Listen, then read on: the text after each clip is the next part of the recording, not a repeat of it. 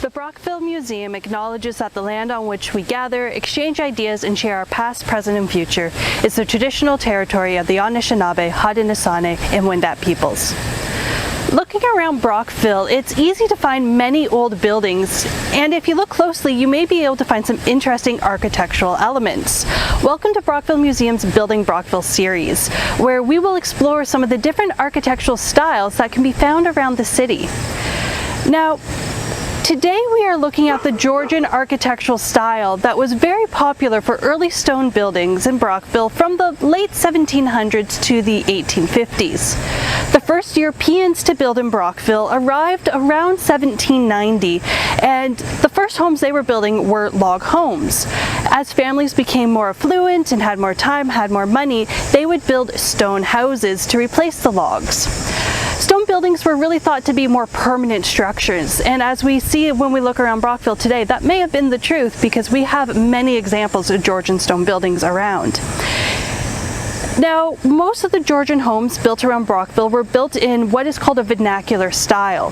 So these houses are influenced by the Georgian style that was popular in Britain and in the American colonies, but vernacular architecture means that it's locally built by local builders who are using local materials to build the houses that we see. So they're influenced by, but they're never done by professionals.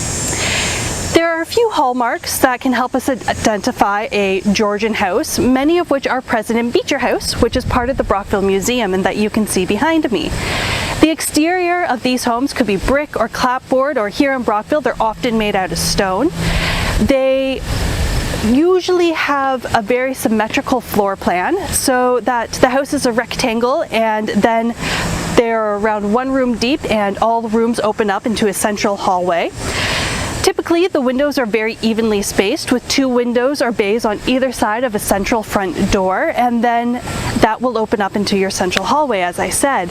On the second story, there are usually 5 windows that are directly above the windows on the first floor, so again, very symmetrical. And these windows are sash windows, meaning that the bottom pane opens up by sliding it upwards, and they consist of multiple small pane glass as well. The roof of most Georgian-style homes in Brockville are side-gabled, meaning that on the side, the roof and the walls will come together to create a triangle. And Beecher House is a little interesting because it has a parapet-style gable, which means that the walls go and extend above the roof line. The average Georgian designed house in Brockville was not overly ornate. The majority of the building's ornamentation was usually centered around the front door. The front door could have a semicircular or rectangular transom window over the doorway. Fancier doors may have also included side lights, windows on either side of the door to allow more light into the hallway. And as time went on and people renovated their homes, they may have added things like fake columns called pilasters or decorative verandas and fancy cornerstones called coins. Classifying architecture, particularly in rural areas and small towns, it can be difficult as the buildings may be a mix of a variety of styles, particularly when additions and renovations have happened. Styles did not change overnight, and often the overlap between styles can be found as taste changed and developed. And sometimes even the experts disagree on what buildings should be classified as. If you are interested in some of the terms that was used in this video, be sure to check out our architectural terms list, which will be available with this video.